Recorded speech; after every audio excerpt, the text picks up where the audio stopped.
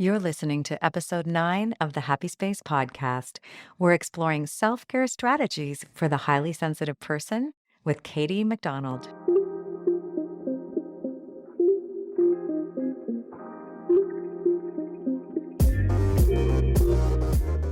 Welcome to the Happy Space podcast, a place where highly sensitive people thrive. Not only will we learn how to better navigate life with our superpowers, we'll find ways to better manage the challenges too. We'll hear from product and service innovators, space designers, and leaders who believe in creating an inclusive, neurologically safe world. If you're highly sensitive or want to better understand and support someone who is, then you are in the right place. I'm your host, Clare Kumar, and I'm so very happy you're here. In giving talks about sustainable performance and coaching so many hardworking people over the years, I've really come to understand it's a real struggle and challenge for a lot of people to really be able to put self-care first. There's a lot of resistance to that, and it's a profound topic. So it's also easy to understand that highly sensitive people filled with empathy are really driven to take care of others. And so it can feel quite natural to say, oh, I'll look after everybody else and put myself further down the list. I'm currently reading a book which also tackles this topic for anyone that's interested in activism. It's by Karen Walrond, and it's called The Light Maker's Manifesto. I'm hoping one day Karen will join me on the show. But she makes the point that if an activist is going to sustain their performance, they really have to make honoring self a priority to be able to keep showing up and doing that great work. So I know it took me some time to realize this. It wasn't until 2016 where I really kind of came to terms with a fuller understanding of what self-care looks like. I will say that some of my clients have joked that they call it self-Clare now instead of self-care, which kind of cracked me up one day. That just kind of bubbled into conversation. But whatever works for you to keep the notion and the principle that taking care of yourself is a priority. However you keep that close to heart is my wish for you to find what that is so you can hold on to it. And that's really what this podcast is about, this episode. Like I said, it took me some time to get to it, and it wasn't really until 2016 where my kid's dad was laid off, and so he was able to be really more engaged and hands-on in taking care of the kids. And I was finishing my executive coach training and decided to go down to Panama and spend a month there working. I was in school, about 25 hours a week of school. But also I thought, I have a chance here with no other demands than school to learn more about what my mind, body, spirit needs. And so I dove into some measuring, if you will, and assessing what was going on. And I paid attention to what I drank, what I ate, how much I moved, how much social interaction I had. And given that I didn't know anyone there, that took some figuring out. But the most profound thing I paid attention to was sleep. And I figured out how much sleep I need to feel rested within a 24-hour day. And it was tuning into the feeling I had of doing all these things that were nourishing and nurturing to myself, and how profound the effect was on my sense of energy, clarity of thought, overall well-being, happiness, if you will, pure contentment. It was so highly correlated. I thought, some of these things have to now become non-negotiables in the way I live. And, I was exploring this topic further. Some of you may know that I hosted a podcast before starting this one, and still I'm finishing a few episodes with NAPO's podcast Standout. And NAPO is the National Association of Productivity and Organizing Professionals. And it's through that association that I met our guest for today, who is Katie McDonald, and she is a self-care strategist. Now, I met her through NAPO and fell in love with her language. It's a very loving language, in fact, that she uses to describe how she's ended up believing that self-care is so powerfully important, and she embodies that in her work with her clients as well. She's the owner of a company called B.nourished, the letter B, nourished, and her design aesthetic is exquisite. 10 years ago, she was really struggling to manage the demands of her corporate career, and she was spiraling in the wrong direction, down mentally and physically. She was depressed and depleted, and she will say she was seriously at risk. And so she had no choice but to decide, you know what, I need to transform the way I'm living and come to terms with a new mind body relationship and level of respect. And she's fully stepped into that now. She left her corporate job. She says she abandoned her corporate job, and she's really living a life now of really stepping into knowing what she needs and making sure she has it. She provides for herself. It's in that fierce self-compassion that Kristen Neff talks about. It's protecting. It's that protector energy. She's got it. She leads with tough love. She describes her way of working with clients, tough love, to inspire, empower, and challenge audiences. She speaks on stages as well, like I do. And so this is, wait till you meet Katie. This is why we get along. I hope you'll really enjoy this conversation. Stay tuned for just delighting in Katie's loving language. And also stay tuned to why this is so important, and a reframing of self-care is to something that you will be excited to adopt. And also listen in for the times of the day where it's more important than ever to pay attention to how we take care of ourselves. Enjoy. Today's episode of the Happy Space podcast is sponsored by ClareKumar.com. Not only am I excited to spearhead the Happy Space movement, I love coaching busy professionals to achieve greater productivity and well-being. The two go hand in hand. I also adore taking the stage. If you're looking for an interactive, engaging event to inspire and invite action, whether it be on successful work-life integration, sustainable performance, organization and productivity, or expanding inclusivity, please visit clarekumar.com and find out more. Oh, and if you haven't already joined the Happy Space Pod, it's our complimentary online community. You'll find it right at clarekumar.com/happyspace. Katie, I'm so thrilled to have you and to dive into a discussion with a self-care strategist on a topic that's really important, especially for highly sensitive people. And I thought first off, we might talk about how it is that you view sensitivity as a fellow HSP. Ah, what a great question. I'm so glad to be back with you. So, I think a sensitivity as part of my journey has become a superpower, but it really was an obstacle. I was, like so many of us, told I was too sensitive all the time in a world that is largely very insensitive. And I was also raised in a culture where needs were inconvenient. So I think sensitivity really requires us, it's an invitation to get to know ourselves and to understand and respect what our needs are, to even ask the question, what do I need? And then having enough courage to actually honor that need that is likely going to inconvenience someone else. It's definitely often going to inconvenience you in some way. So let's say, for an example, what do I need? It's like, oh, I need a nap. Well, that may not be a convenient answer, and it might interrupt other people's plans. Yeah. And self care requires us to tolerate inconveniencing others in service to ourselves. And I think that's one of the greatest gifts of the sensitivity, which is that we learn who we are, what we need, and then we actually show up for ourselves the way we are so ready to show up for everyone else. So I love that, and I get that in terms of self-awareness. Mhm. But as highly empathetic people, we're also so wrapped up in the needs of others that I find a lot of people And I find this in my own practice is that there's a lot of people who are like, "Oh, but I need to make the kids lunches before I go to bed. I need to do this." They put themselves still at the bottom.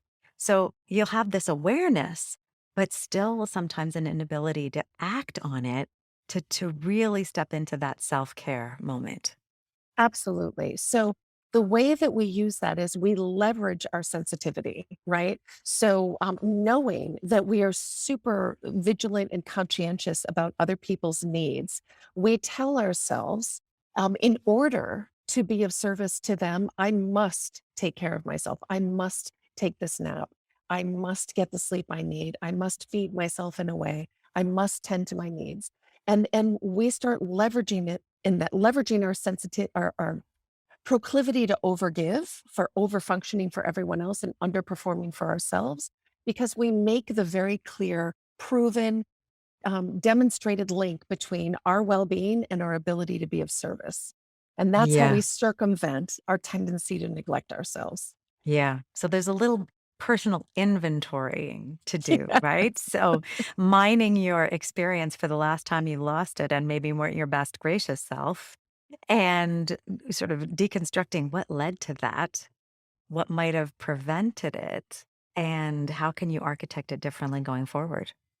Well, absolutely. And the thing is, when we're highly sensitive, we have been told we have too many needs, that we are too sensitive, that we're broken, that we are too much. So it's very hard when we've had decades of that messaging to actually tell ourselves, I am enough, Yeah. that I am worthy of my own attention, that my needs are inviting me to go inward, to show respect for myself in a way that the world hasn't really mirrored back for often for us.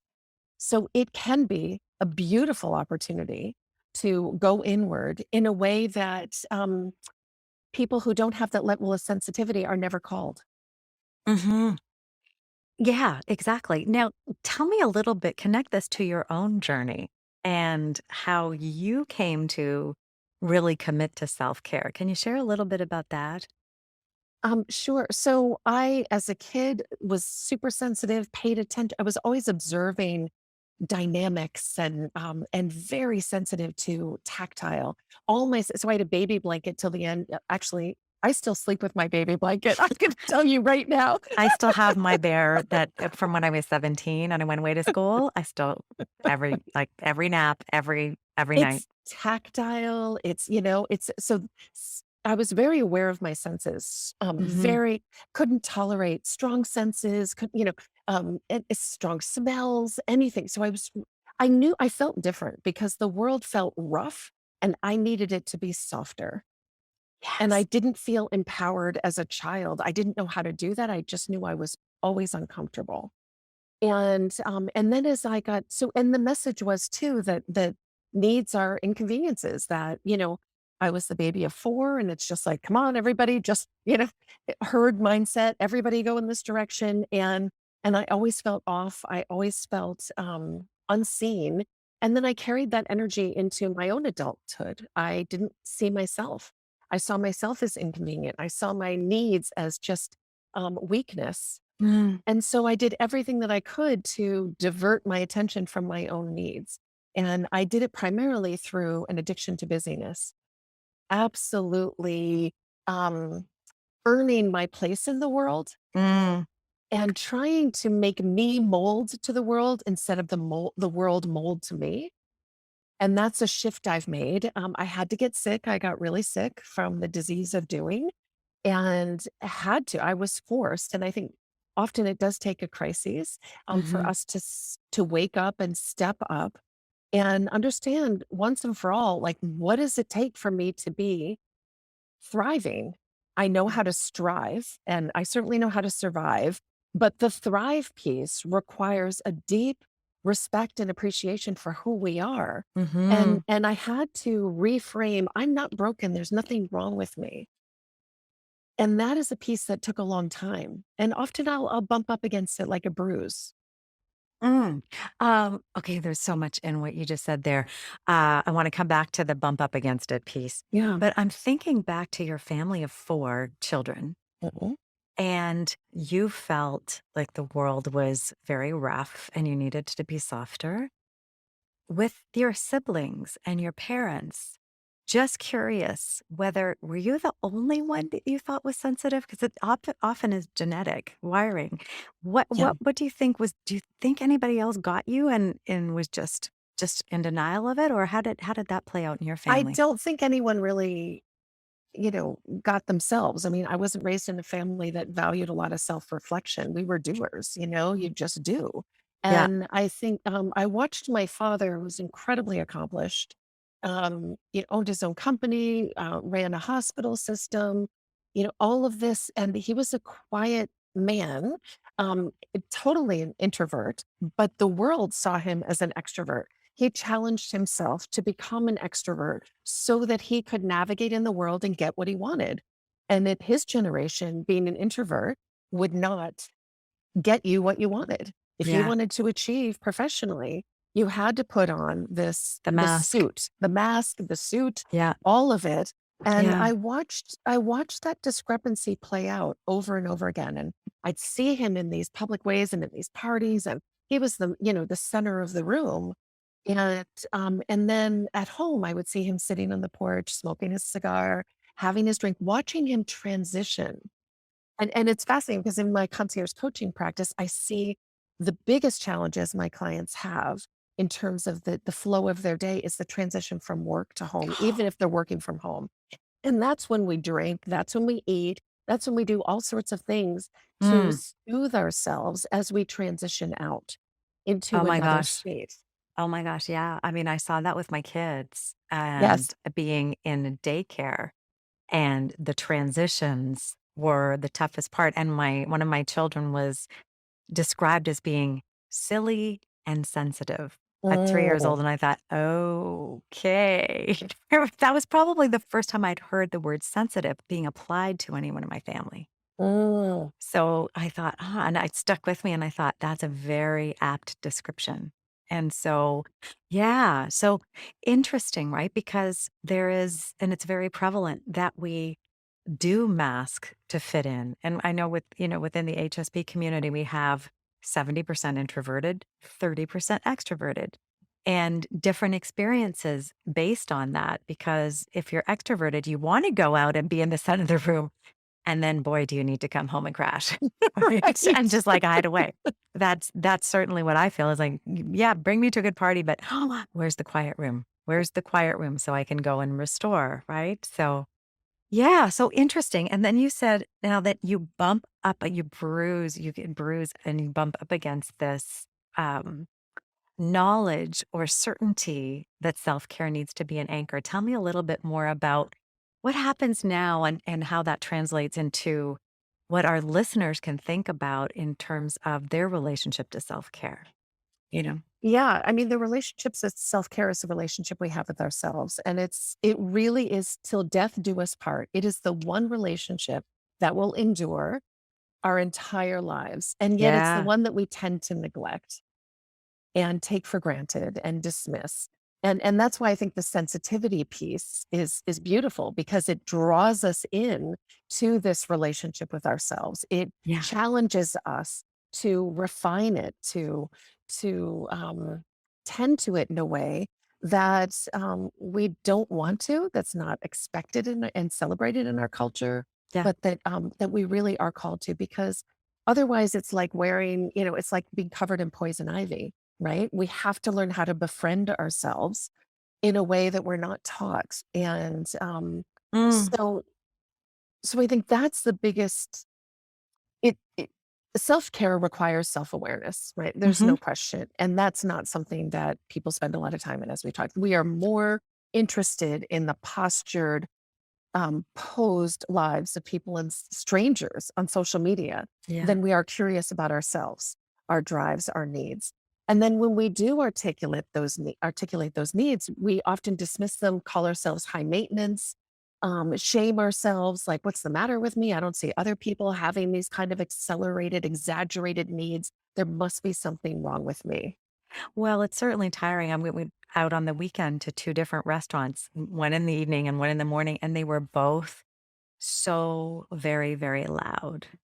And I sometimes I feel it too sometimes. Oh, I just wish it didn't get to me so much. I wish I Yes. could just be, "Oh, let's do whatever. Let's sit wherever." It's like, Yep. yeah, but you know what? You've gotta take care of yourself, and it's an act of self-love to step into that design place of where you curate, your space. And, for anybody who's watching YouTube right now, check out Katie's space. This is Katie's office we're looking at, and for listeners who aren't looking at it, I'll just describe it. This is an inside corner of a building with brick walls and beautiful windows. And there's white furniture background, pops of color with flowers in the background. I know one's a peony.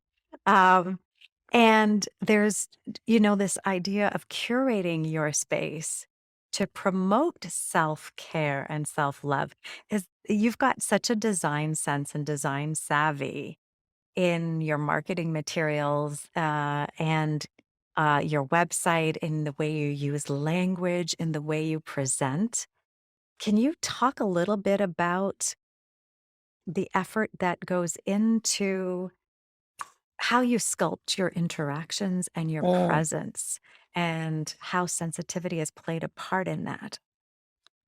I I I love the way you phrase that. I So when I got stressed, when the world felt too much, when I felt slash feel overwhelmed, um, I organize a drawer. I I mean, I know you understand this, I right? I do. Organize a drawer because I didn't know how to calm the chaos outside myself, Yeah. and I had to learn how to calm the chaos within me. And so the way that I did that was through my space, through my Yeah. tactile sensory experience. So through candles, through essential oils, through I mean, really my entire career is a result of my trying to learn how to soothe myself. I didn't know how to soothe myself. We don't know how to soothe ourselves. We know how to numb ourselves, but that's very different.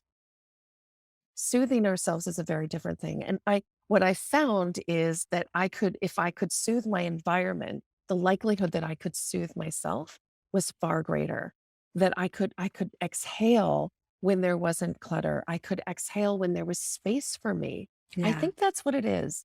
I think when I have a home that is simple, a space that is clean and minimalist, I feel like there's room for me in a way that I didn't feel. And what I observe in my clients is these are high achievers. They're taking care of business at the expense of taking care of themselves. Mhm. And their calendar does not allow for them. Yeah. Their lives do not allow for them. There's no room for them. And so I keep bringing them back to their environment to ask Mhm. them to curate, to ask them to be discerning, Yeah. to be intentional and deliberate, because the word liberate is in the word deliberate. Oh, And that's good. right? Yes. Yes. Deliberate, set Yes. free. So Yes.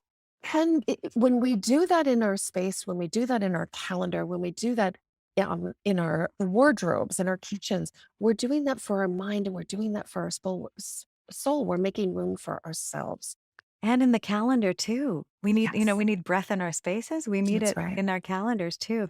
I love that. Liberate is in deliberate. I'm like, oh, yeah. It's really profound to make that connection.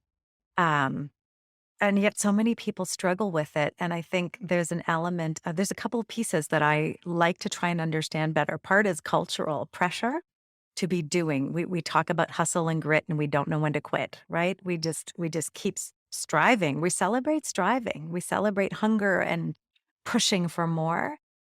We don't celebrate and talk up rest at work. I talk about this in my workshops. I'm like, so as a leader, how about you talk about the last time you had a great afternoon nap before a meeting? Like, have you ever heard anybody say, oh, I'm Right. really pumped up now because I just had a power nap? Like, have you ever? Right? So it's just this opportunity that I think exists. So we've got cultural pressure, but we also have our own inner drive that you were talking about, right? And highly sensitive people have this inner drive and conscientiousness, this tendency sometimes towards perfectionism and deep thinking, over processing. Um, any part of your journey, um, is there any part of your journey that you'd like to share about how you might have dealt with that part of things that's within your control? And I think a lot of it is really getting comfortable with FOMO and being Yes. able to let go. And I think you've done something, I don't know if it's in the last year or so, with respect to social media and just making a decision for how you show up. So maybe on in that big, very rambly question, can you give us something to share how you've approached this? Yeah. So the social media piece I'll start with is I give my clients homework in their journey with me, and every client is asked to get off social media for a 2 week window. And what I do is I simply provide homework, suggestions, strategies, tools, and say, experiment for the next 2 weeks between this appointment and the next. What do you notice about yourself? How clear is your thinking? How is your digestion? How is your energy levels? How are you Mhm. sleeping? I ask them to go inward, right? In the Yeah. age of a pandemic, we couldn't go outward. And so many of us avoided going inward. We numbed ourselves with alcohol and TV and food, but this was an opportunity to go inward. And so when my clients study themselves, and I said, don't worry, 2 weeks from now, you'll get it back. But you might change the way you do it, but you're the expert on you. And Yeah. that's another piece that we forget. We give our power away all the time because we're told that we're not enough. We're told that there's something fundamentally wrong with us. But when I say to you, for the next 2 weeks, I want you to get off social media and I want you to ask yourself, do you like this version of you better? And then, what I found without 100%, I mean, and I've been doing this for 13 years, every single person reports being happier. They haven't fallen prey to comparisonitis, Yeah. right? Where we're comparing our messy insides that we know so well with everybody else's perfectly packaged outsides. The social media, when we go off social media, we shut that down and we actually become curious about our own lives. And so what I discovered without fail is everyone is happier. Some people stay off social media, although they often drift back, or we say, okay, to what degree do you want this in your life? You And we the decide. back as the boss Yes. and deliberate, to bring that word back, or Yes. an intentional, right, Yeah. about the use, It and how makes a it's serving world of them. difference. And then Yeah. I discovered, like, I don't like it at all. I don't feel good when I'm on it. I feel inadequate when I'm on it. I Mhm. feel like I have to continually strive more, put that next award up, this next meeting. And it was a positive. I mean, people are, oh, you're everywhere. And then I realized, like, I don't want to communicate that I'm everywhere. And that Mhm. is not, I have to walk my talk. I Yeah. need to teach that the place I am in is inhabiting my own life and not the life that they can observe on social media. So I went off last July and it was great. And I was down to like 5 minutes a day, but my head was still there. I even paid somebody to take my content and push it forward, and I Right. resented it. And I trusted the resentment. I trusted the resistance and said, Mhm. I'm going to honor this. This is legitimate. This is my soul saying, I don't want this. This is Tell not the elevated state. tell me what you were resenting in that Well, I moment. was resenting that no matter what I did, little old me pedaling my hardest would not get the return on investment Right. that I did from a financial standpoint.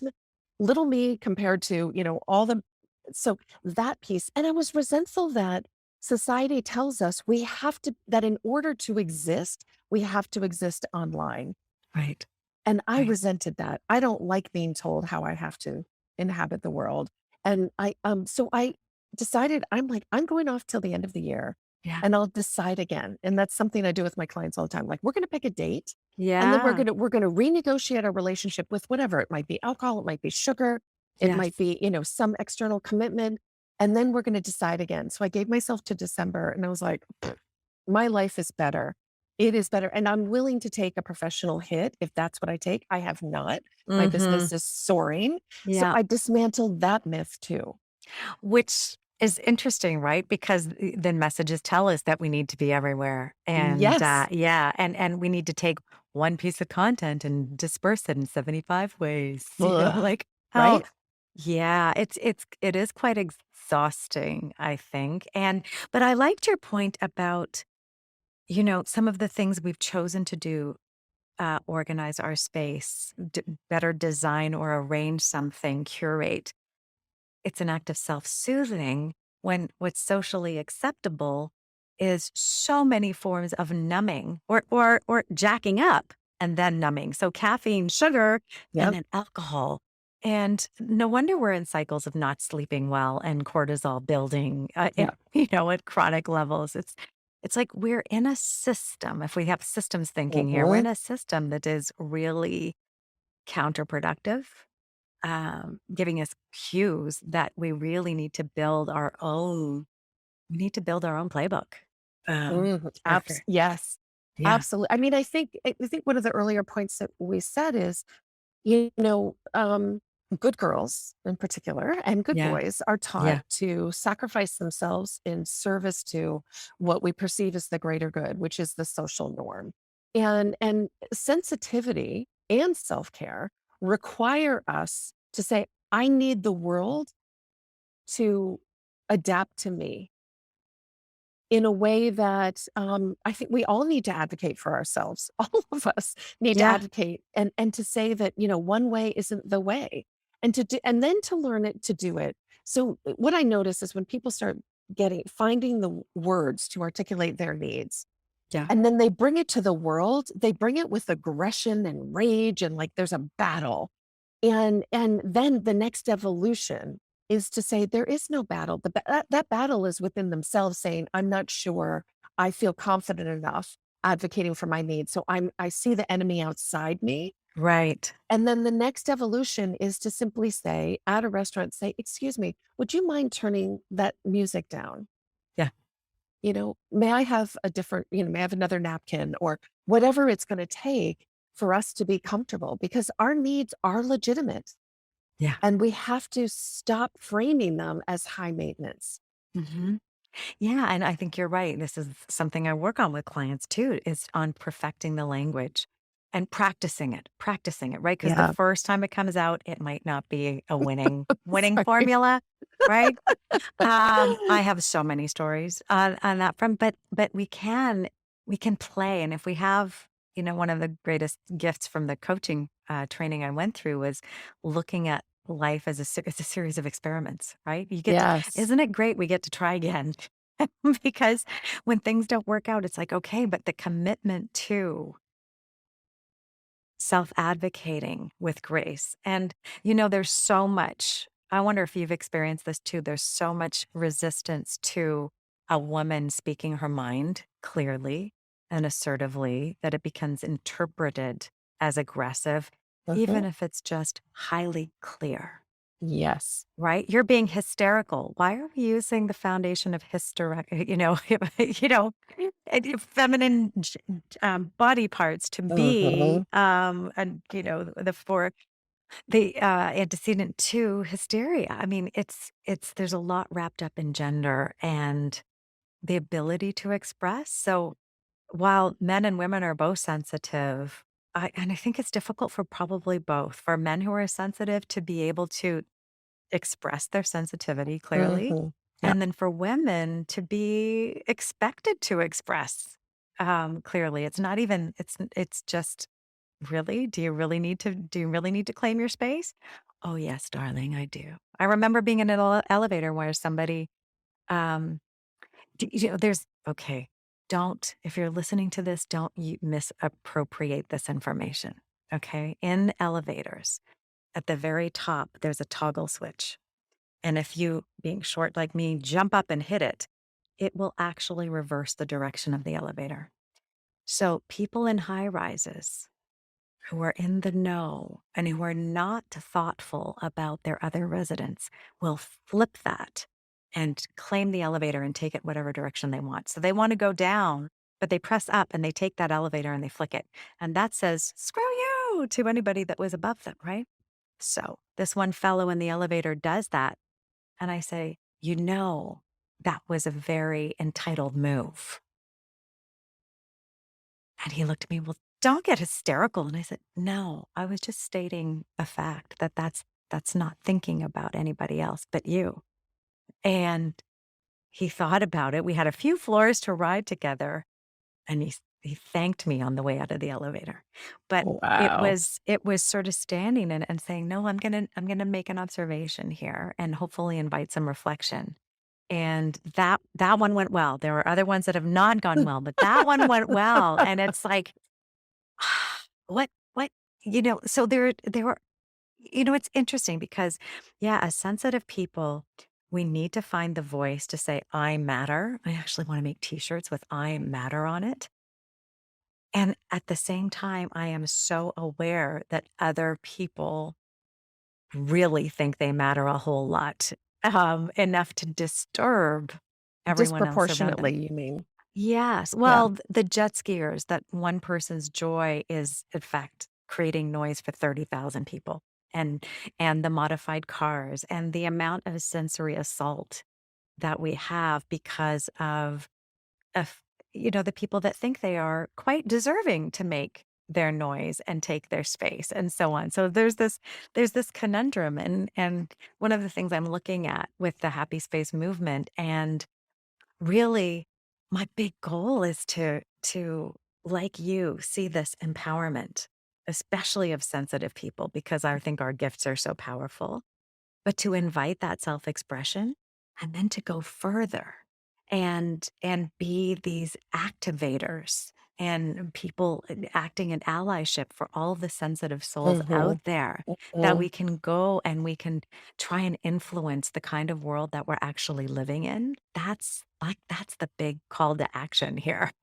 And- Well, that's our responsibility, right? Our yeah. responsibility is to advocate for our needs, and in doing so, we grant permission that we all had and didn't know in order to do the same. For the people that are standing in the sidelines watching and wondering, do I, where's my place?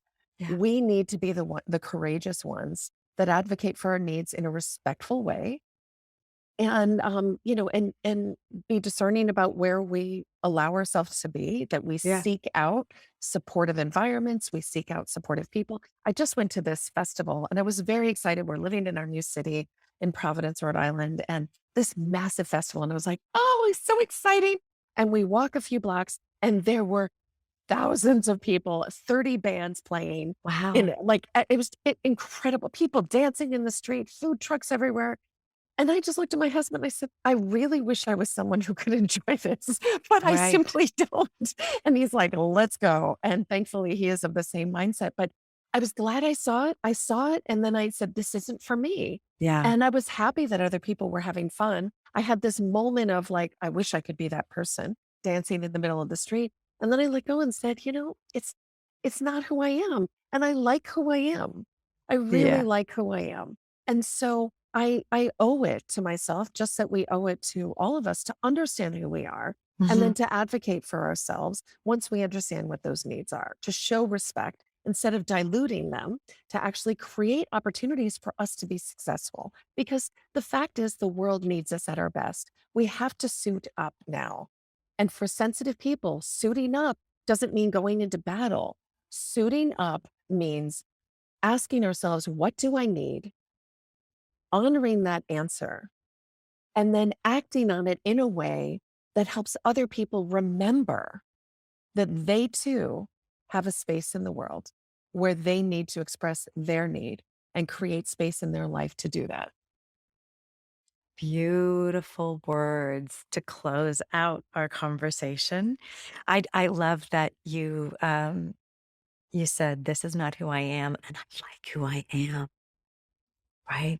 And what you've just done is lit a spark, I'm hoping, in our listeners to really stand there with you in self-appreciation, self-love, and a beautiful, graceful way of saying what you need, right?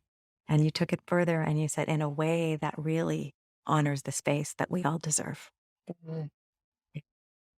Yeah, Katie, is there anything else that you'd like to add? Because I think that was gorgeous, and you just you just bring to life um, deep self-respect and Mm. self-respect for those around you. And I think that's gorgeous. Is there anything else you'd like to say before we close? I would like to say don't wait until you feel worthy because that might take a while. So act first, right? Behave, believe, become. If Say that one maybe, more time. Yeah, don't yeah. wait until So you feel worthy. because that may take a while, right? I mean, Mhm. I spent years thinking like everywhere I go, therapist to therapist, like, oh, you've got to love yourself. Thank you very much. What the heck does that even mean? And I use more colorful language than that. Like, if I heard that again, I mean, what does that mean? Well, you know what? We act our way into it. And the way that we love ourselves is that we understand what our needs are and that we create enough space in our lives to actually bring those to life, to honor them, to make room for them. And Yeah, so that then all of a sudden we actually can say something like, and I like who I am.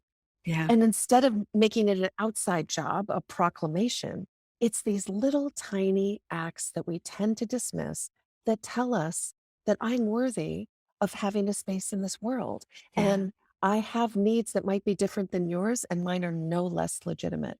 And I'm here to set everyone else free. The ones that don't know, they also have the choice and the I love duty. it. Yeah, so the next time that something happens and our listeners come into some kind of resistance or struggle, there's an opportunity in that moment to know that you're worthy. Know it, to step into that and consider what do you need in that moment. Right. Just take a pause and figure out what will help you be more comfortable. Is it leaving that space? Is it resting? Is it having something to eat? Is it, putting your hands over your ears? Is Mhm. what or putting sunglasses on in my too bright elevators? What is it that you need? And can you ask for it? And don't debate it, don't judge it. If you could not Mm, judge it and just trust it, like, I clearly have a need, and I'm not going to label it in anything other than a legitimate need, and yeah. I'm not gonna question the what, I'm simply gonna figure out the how. Mm.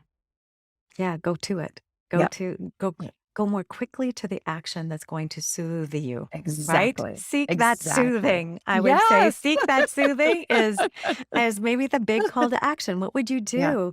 And one of the things I've done when coaching clients is and coaching myself, think of myself as 3 years old and bringing my Yes. 3-year-old self through what would I do to take care of little Claire? That's right. What would Yep. I do, right? And so sometimes we dismiss our grown-up selves, but we would never dismiss a 3-year-old. That's right. So, Or our hold on dog, to that. like, bring a dog to a fair, you'd bring Yeah. water. If it got too Yes. loud, you'd Right. remove the dog, like, you probably wouldn't bring the dog to the fair in the Well, first place, right? right? It's Yeah, like my dog was miniature Dachshund, it would get crushed. We're like, "No, you'd have to bring it in a carrier, it's just not gonna be yeah. good." But Oh my we gosh, might get Katie. crushed too, and that's the Yeah. piece, right? So, Well, yeah, that's it. yeah, the So, internal the crush. commitment to self-soothing and standing in the assertion that you deserve a space in this world. Beautiful, beautiful, beautiful messages for our highly sensitive friends. So listeners out there, if this resonated with you, please reach out. Now, Katie's not going to see it on social media, but we will be putting it on social media. And if you'd like to share it as well, because this is such a beautiful conversation that I think a lot of people need to hear, please feel free to share and get back to me. You can find Katie. We'll put in the show notes. Her company is B.nourished, and so we'll put in the show notes how you can find Katie as well. And let us know what you thought, and if you're inspired to stand in that place of seeking your soothing out there and asking for what you need. All right. Thank you so much, Katie. It was wonderful to be with you. I'm going to close us off now and just wish you an amazing rest of your day. Thank you, Claire.